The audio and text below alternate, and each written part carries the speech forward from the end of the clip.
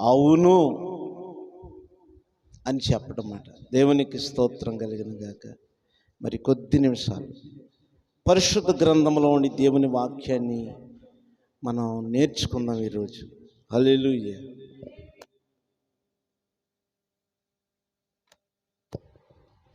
యోహాను సువార్త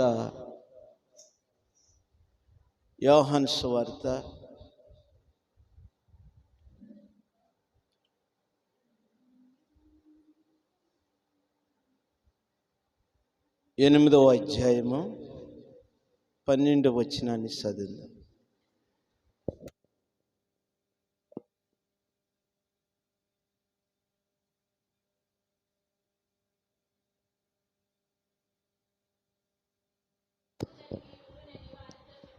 ఆమేన్. చిన్న ప్రార్థన.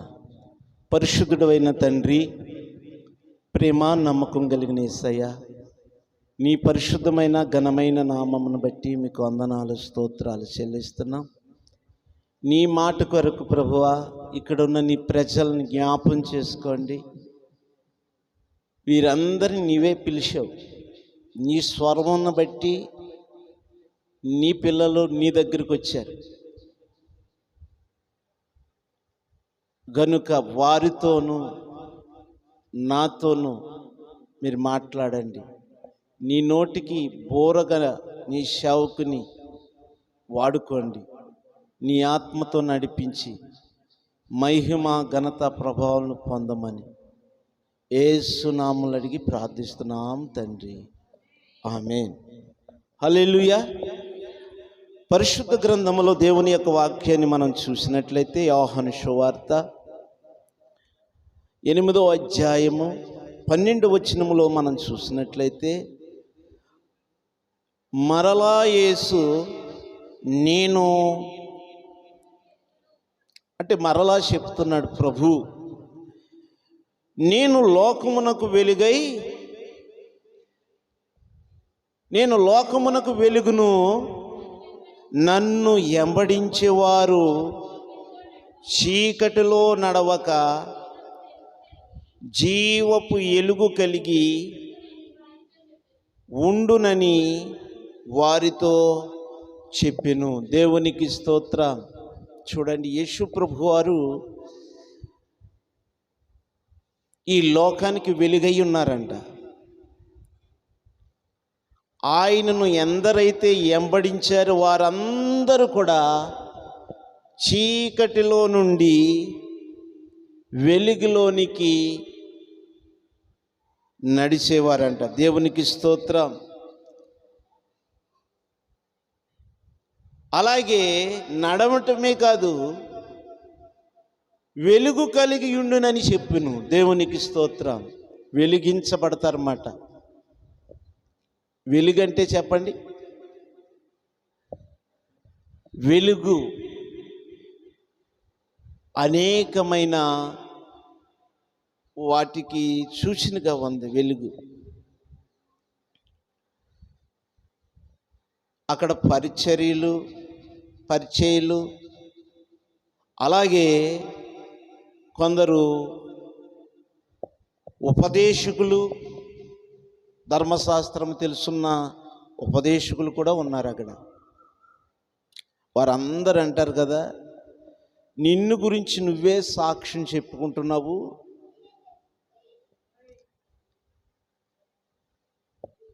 అని అంటున్నారు. కింద వచనంలో చూస్తే యేసు ప్రభు వారు చెప్పిన మాట ఏంటంటే, యేసు నేను ఎక్కడి నుండి వచ్చి తినో, ఎక్కడికి వెళ్ళిదునో, ఎక్కడి నుంచి వచ్చానో, నేను ఎక్కడికి వెళ్ళిదునో నాకు తెలుసు, అందుకని నేను సాక్ష్యం ఇస్తున్నాను అన్నారు ఆయన. దేవునికి స్తోత్రం. హల్లెలూయా. యేసు ప్రభు వారు తనను గురించి తాను సాక్ష్యం ఇవ్వటానికి కారణం ఏంటనంటే, తాను ఎక్కడి నుంచి వచ్చారో, ఎక్కడికి వెళ్తున్నారో ఆయనకి తెలిసిన కనుక ఆయన ఈ లోకానికి నేను వెలుగై ఉన్నాను, నన్ను వెంబడించేవాడు చీకటిలో నడవక జీవమనే వెలుగులోనికి వచ్చెను. జీవమని వెలుగులోకి రావటం కాక ఎలుగై ఉండునంట. దేవునికి స్తోత్రం. నువ్వు ఎలుగై ఉంటే నీ దగ్గరికి ఎంతోమంది వస్తారు. దేవునికి స్తోత్రం. నువ్వు ఎలుగై ఉంటే నీ దగ్గరికి ఎందరో వస్తారు. కారణం ఏంటనంటే నీ ఎలుగు అనేక మందికి ప్రకాశిస్తుంది కనుక నీ ఎలుగు దగ్గరికి అనేక మంది వచ్చేటట్లుగా ప్రభు చేస్తున్నాడు. దేవునికి స్తోత్రం కలిగినగా. చూడుము ఎలుగు వచ్చెను, నీపై ఉదయించెను. అవసరం లేదు. చూడుము వెలుగు వచ్చెను, అది నీపైన ఉదయించెను. ఆ వెలుగు ఎప్పుడు కూడా అలాగే వెలగాలనంటే నువ్వేం చేయాలో తెలుసా? యేసు ప్రభుని వెంబడించాలంట. దేవునికి స్తోత్రం. ఎంత చక్కటి మాట అండి. ఆ మాట మరలా చదువమ్మా. మరలా చెప్తున్నారు యేసు ప్రభు వారు, నేను లోకమునకు వెలుగును, నన్ను వెంబడించువాడు చీకటిలో నడవక జీవపు ఎలుగు కలిగి ఉండినని వారితో చెప్పెను. దేవునికి స్తోత్రం. దేవుని యొక్క ఆలోచన, దేవుని యొక్క ఉద్దేశం ఏంటంటే, ప్రేమైన వారులారా, దేవుడు మిమ్మల్ని జీవము అనే వెలుగులో జీవింప చేయాలని ఆలోచన. నిత్య జీవం అనే వెలుగులో మిమ్మల్ని జీవింప చేయాలని. అది ప్రభు యొక్క కృపచేతనే తప్ప మరి దేని వలన కూడా నీకు దొరకదు. కీర్తనలు 36:9 చూద్దాం. 36:9 కూడా చూద్దాం. కీర్తనల గ్రంథం 36:9.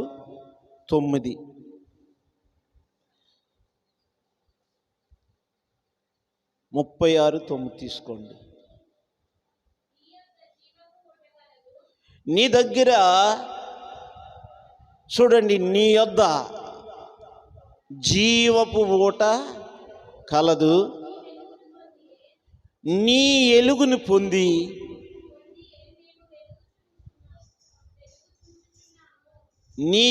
పొందియే మేము ఎలుగును చూడగలుగుతున్నాం. దేవునికి స్తోత్రం. హల్లెలూయా. చూడండి, దేవుని దగ్గర జీవపు ఊట ఉందంట. ఊట, జీవనది. ఆ ఊట నీకుంటే ఎప్పుడు కూడా నువ్వు ఎలా ఉంటావు తెలుసా? పచ్చగా ఉంటావు. ఎలా ఉంటావు అనంటే పచ్చగా ఉంటావు. ఎలా ఉంటావు చెప్పండి? పచ్చగా ఉంటావు. ఆయన ఊట నీకెప్పుడు అందాలి. ఆయన ఊట ఎప్పుడు కూడా అందాలి. ఒక విషయం చెప్తాను. యేసు ప్రభు వారు సముద్ర ప్రాంతానికి వెళ్ళారు. అక్కడ చేపలు పట్టేవారు ఉన్నారు. రాత్రంతయు శ్రమ పడ్డారు. ఈ మాటలు ఇందక్కడ ఆరాధన చేస్తున్నప్పుడు దేవుడు నాకు బయలుపరుస్తున్నారు. ఆ చేపలు పట్టేవారు రాత్రంతా ప్రయాసపడ్డారు, కానీ ఒక్క చేప కూడా దొరకలేదు. దేవునికి స్తోత్రం. ఈ రోజున ఎంతో ప్రయాసపడిన వారు ఎందరో ఉన్నారు. వారి పరిస్థితి కూడా అలాగే ఉంది. ఒకప్పుడు నా పరిస్థితి కూడా అలాగే ఉంది. ఎంత ప్రయాసపడినా సరే ఒక్క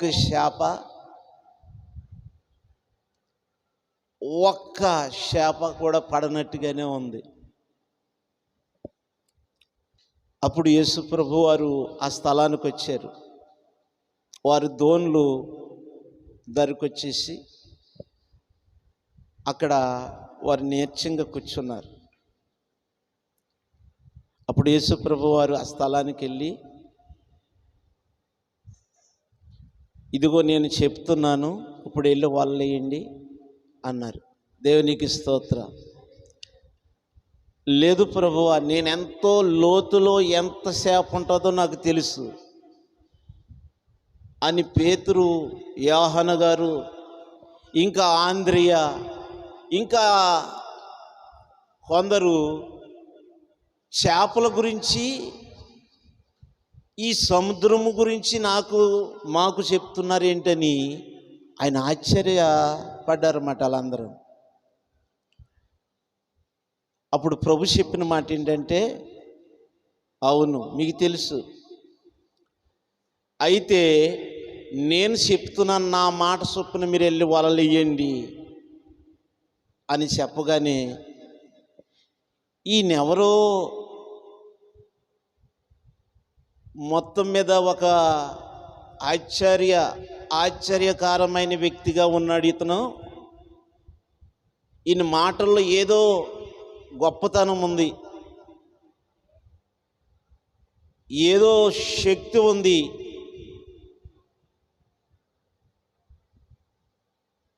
ఆయన మాట మీద విశ్వాసం లేకపోతే వలలేయటం మాటలు కాదు, ఆ దోన్లు లోపలికి తోసుకెళ్ళటం మాటలు కాదు. రాత్రంతా ప్రయాసపడి వారు అలసిపోయారన్నమాట. అలాంటి పరిస్థితుల్లో దేవుని యొక్క మాట, ప్రభు ఒక మాట మీద వెళ్ళి వలలేసారంట. దేవునికి స్తోత్రం.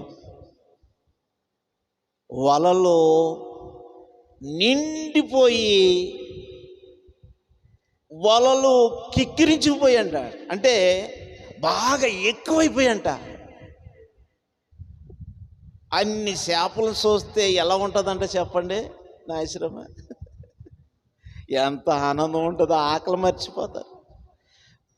అసలు నిజంగా అన్ని చేపలు చూస్తే అయ్యో బాబోయ్, ఇన్ని చేపలా,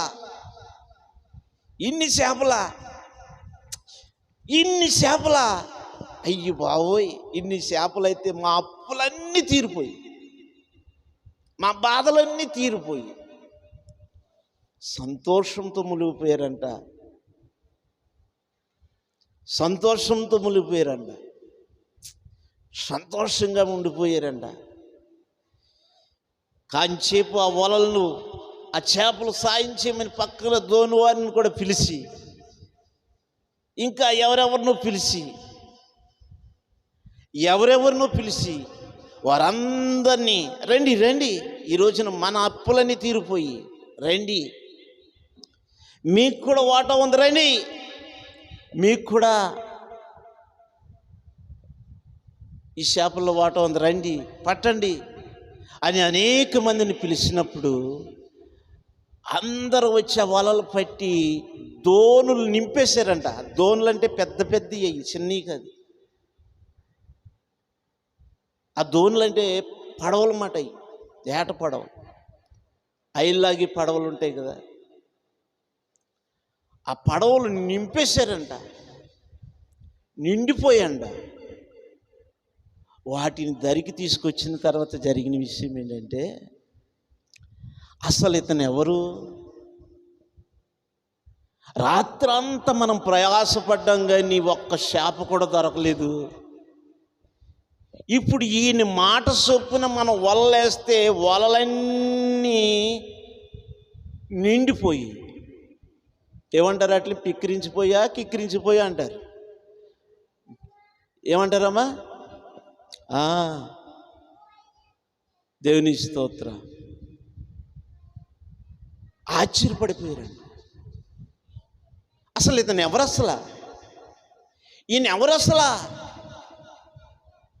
అక్కడికి ఏమొచ్చింది చెప్పండి? చీకటి పోయి ఏమొచ్చింది? ఎలుగొచ్చింది. అప్పుడు దాకా ఏడ్చేవారు ఏం చేశారు?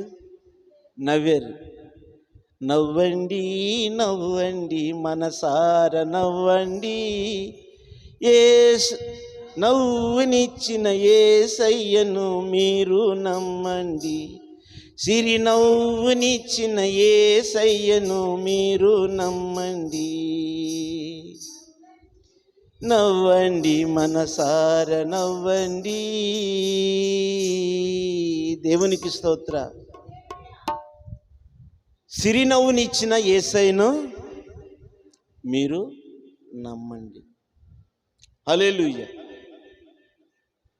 తెల్లోడు ఆ యేసయ్య అంటే నవ్వండి.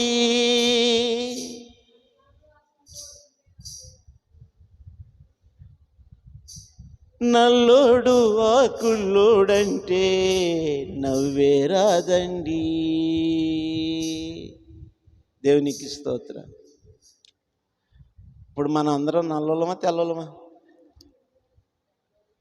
చెప్పండి. ఇప్పుడు మన అందరం కూడా మన భారతదేశంలో ఉన్న వాళ్ళంతా నల్లోలే, అవునా కదా? ఇంగ్లాండు, జర్మనీ, ఇంకా ఆయా దేశాల్లో ఉన్నవాళ్ళు తెల్లగా ఉంటారు. ఇంకా ఆఫ్రికా, ఇంకా అనేక ఖండాలు ఉన్నాయి చూసారా, వాటికేసి బాగా నల్ల. అసలు మనం అనుకుంటే వాళ్ళని చూస్తేనే తారి డబ్బా ఎలా ఉంటారంట, అది అలాగా ఉంటారు. ఆ బాక్స్ లాగా ఉంటారు రంగు. మనల గురించి దేవుడు చెప్పలేదు, కానీ తెల్లోడనంటే తెలుపు వెలుగుకి సాదృశ్యము. ఇప్పుడు వెలుగు మనలో ఉందంటే మనందరం తెల్లోలమే. దేవునికి స్తోత్ర. నవ్వు మనలో ఉన్నదానికి ఎలా ఉంటావు? నీ మొక్కను నవ్వుతుంది అనుకో నారాయణమ్మ, ఎలా ఉంటుంది చెప్పు? ఎరుగుతుంది.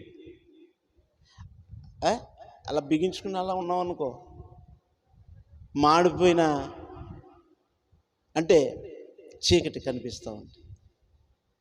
దేవునికి స్తోత్ర. ఎలుగుతో నింపే దేవుడు మనకి యేసయ్య. దేవునికి స్తోత్ర. వాళ్ళ వలలు ఎప్పుడైతే నిండిపోయే వారిలో ఏమొచ్చిందని అంటే వెలుగు వచ్చేసిందండి, ఆనందం వచ్చేసింది, సంతోషం వచ్చేసింది. అసలు ఇతను ఎవరు? అసలు ఈయన మాట చొప్పున మనం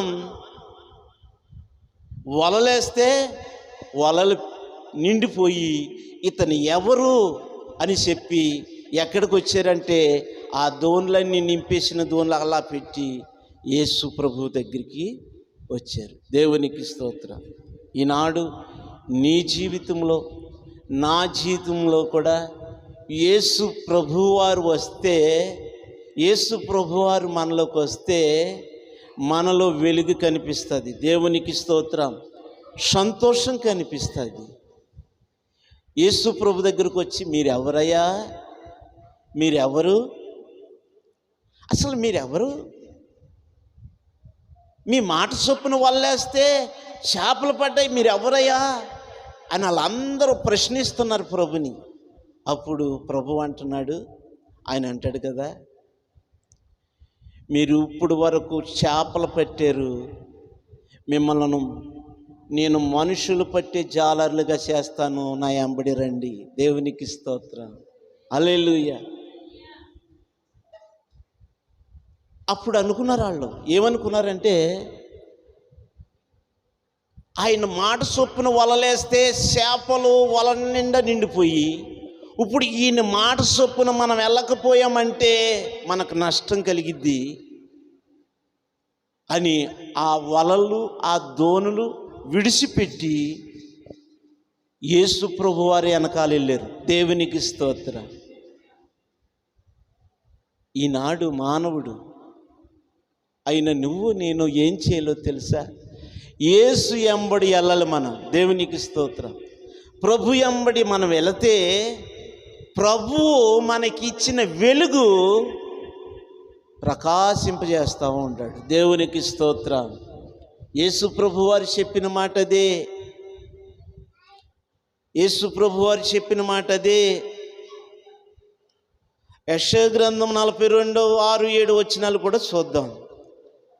యెషయా గ్రంథం, యెషయా రాసిన గ్రంథములో నుండి 42:6-7 వచనాలు కూడా చూద్దాం. హల్లెలూయా. గుడ్డి వారి కన్నులు తెరుచుటకును,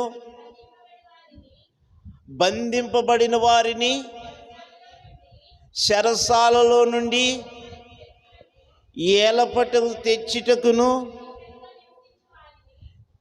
చీకటిలో నివసించే వారిని బందీ గృహములను నుండి ఏలపులకు తేవటానికి యెహోవానగు నేనే నీతి విషయములలో నిన్ను పిలిచి నీ చెయ్యి పట్టుకొని ఉన్నాను.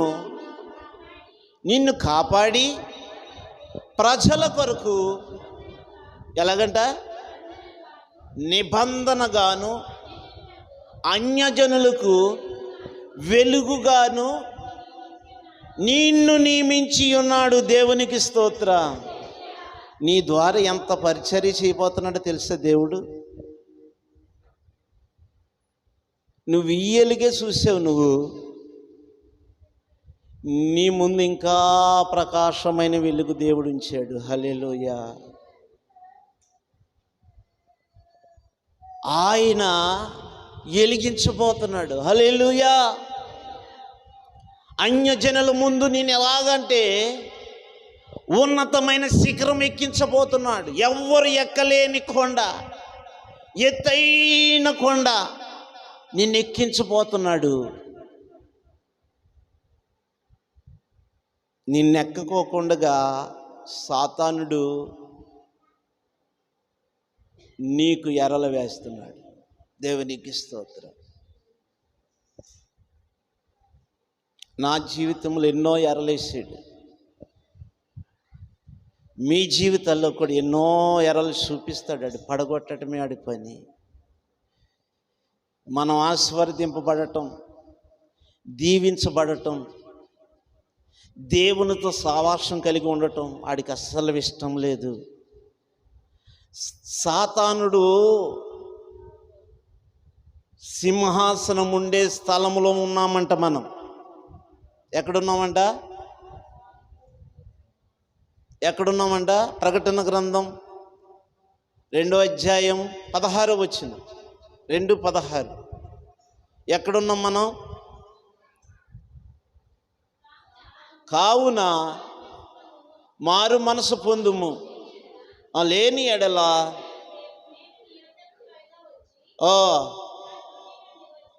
నా నోటి నిండు వచ్చు ఖడ్గము చేత నీతో యుద్ధం చేసిదను, వీరితో యుద్ధం చేసిదను. సంగముతో ఆత్మ చెప్పుతున్న మాట చెవుగలవాడు వినుగాక. జయించువానికి మరిగై ఉన్నవి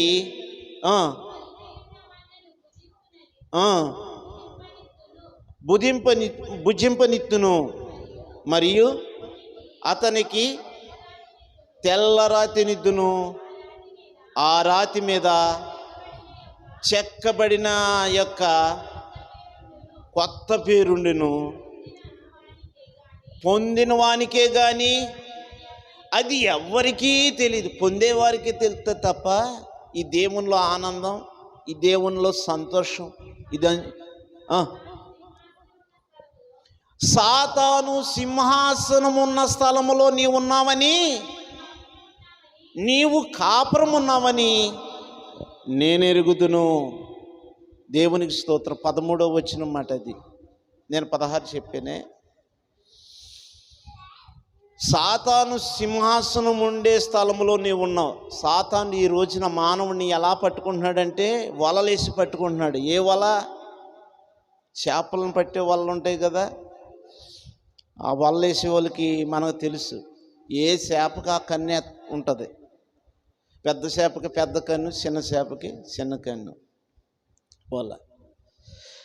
ఓ మనసా నా మనసా, ఓ మనసా నా మనసా, శోధనలో పడి వేదనతో ఉన్నావా? ఓ మనసా నా మనసా, ఓ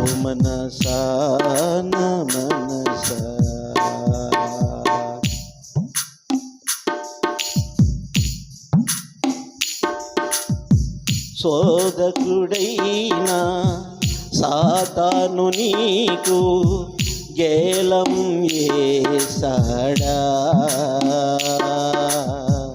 ఎర చూపించి భ్రమ చూపించి నిన్ను సిక్కించాడా. శోధకుడైన సాతాను నీకు జాలము అందరూ కూడా పాడదాం, అందరూ పాడదాం.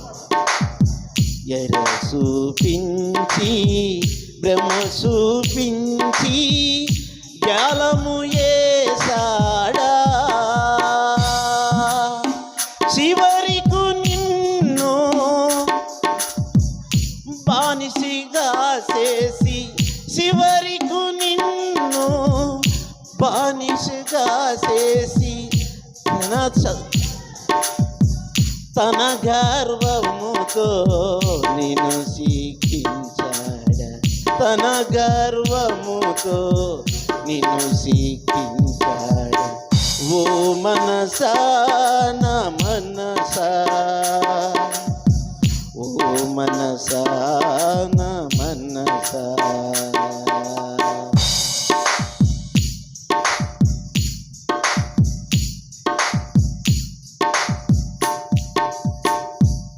హల్లెలూయా.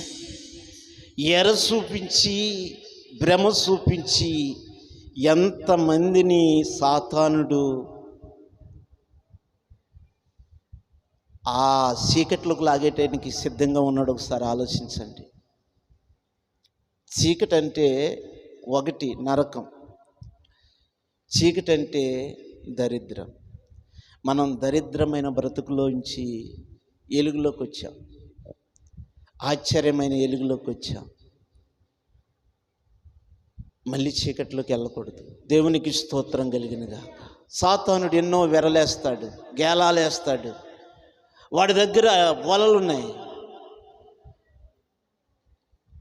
వలలున్నాయి, ఉరులున్నాయి, ఎన్నో ఎన్నో ఉన్నాయి. అలాంటి పరిస్థితుల్లో ఉన్న వారిని యేసు ప్రభువారు అన్నారు, మీరు నన్ను వెంబడించండి, మిమ్మల్ని మనుషులు పట్టే జాలర్లుగా చేస్తానన్నాడు. దేవునికి స్తోత్రం. యెషయా గ్రంథంలో మనం చూసినట్లయితే ఆయన అంటాడు కదా, అన్యజనులకు నిన్ను వెలుగుగా నియమించేదును. అన్యజనులకు వెలుగుగా నియమిస్తాడు, నిన్ను నియమిస్తాడండి. ఈ చూసిన ప్రజలందరూ కూడా నిన్ను చూచి ఆశ్చర్యపోతారు. నీ వెలుగును చూసి, నీ ఆశీర్వాదం చూసి, నీ ఘనతను చూసి, నీ యొక్క ప్రభావమును చూసి, నీకు ఉన్నతమైన స్థితిని చూసి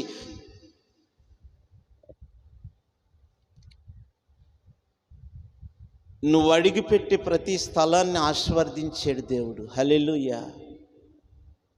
ఆ ఆశీర్వాదాన్ని దొంగిలించాలని సాతానుడు చూస్తున్నాడు. ప్రేమైన దేవుని బిడ్డలారా, ఈ ఎరకి, భ్రమకి, వలలకి పడకండి. దేవుని వైపు చూడండి, దేవుడు అద్భుతమైన కార్యం చేస్తాడు. మలాకీ గ్రంథం 4:2, మలాకీ గ్రంథం 4:2 వచనాలు. మలాకీ 4:2 అయితే నా నామమందు భయభక్తుల గలవారు, నా నామమందు భయభక్తుల గలవారి యందు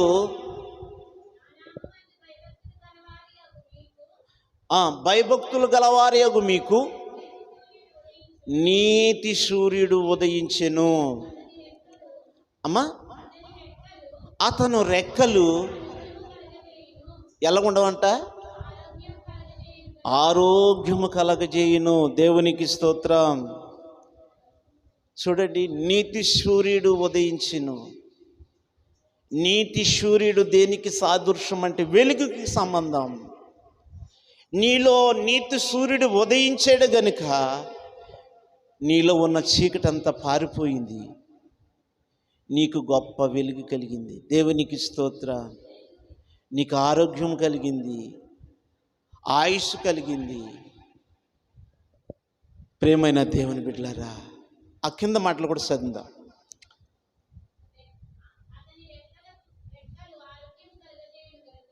అతను రెక్కలు ఆరోగ్యము కలగజేయును గనుక మీరు బయలుదేరి కొవ్విన దూడలు గంతులేసినట్లు గంతులు వేయుదురు. దేవునికి స్తోత్రం, హల్లెలూయా.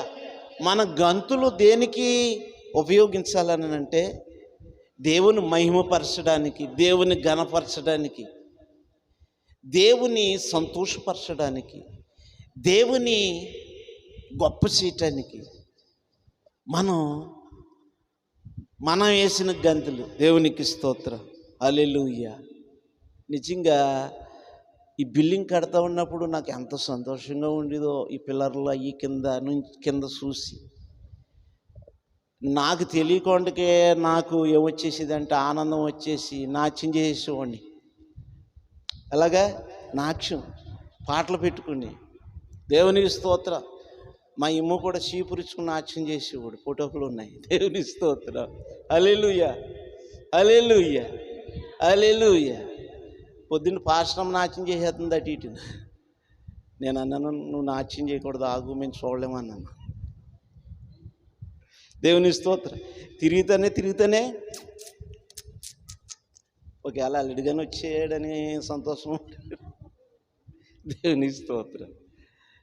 అల్లుడు వచ్చితేనంటే అత్తగారికి సంతోషం ఉంటుందంట. దేవుని స్తోత్రం. అల్లుడికి అత్తాస, బ్యామ్మడికి పప్పాస అని సామెత ఉంది కదా. దేవుని స్తోత్రం కలిగింది. అల్లుడు అంటే మళ్ళీ మామూలు అల్లుడు కదలే అండి, ఆయన మమ్మల్ని చాలా బాగా ప్రేమించే వ్యక్తి. దేవునికి స్తోత్రం కలిగింది. హల్లెలూయా. దేవుడు అది ఒక గొప్ప గిఫ్ట్ మాట. దేవునికి స్తోత్రం కలిగింది. హల్లెలూయా. మీకు సంతోషమే కదా అలాంటి అల్లుళ్ళు వస్తేనా? మాట్లాడేంటి ప్రసన్న, చెప్పే మాట్లాడేంటి నారాయణమ్మకి? దేవుని స్తోత్రం, హల్లెలూయా. మంచిది. దేవుని స్తోత్రం కలిగినగా ప్రభుని సంతోషపరిచేవారుగా, ప్రభుని ఘనపరిచేవారుగా, ప్రభుని గొప్ప చేసేవారుగా, ప్రభుని మహిమపరిచేవారుగా మనము మన గంతులని చూపించాలి. దేవునికి స్తోత్రం కలిగింది. చివరగా ఇంకొక మాట చెప్తున్నాను. ఎందుకనంటే 1 యోహాను 2 నుండి 8 వచనాలు, 8వ వచనం వరకు చదువుదాం. దేవునికి స్తోత్రం కలిగిన గాక. హల్లెలూయా, హల్లెలూయా. చూద్దాం. 1 యోహాను చివరికి వస్తే ఉంటుంది అమ్మా.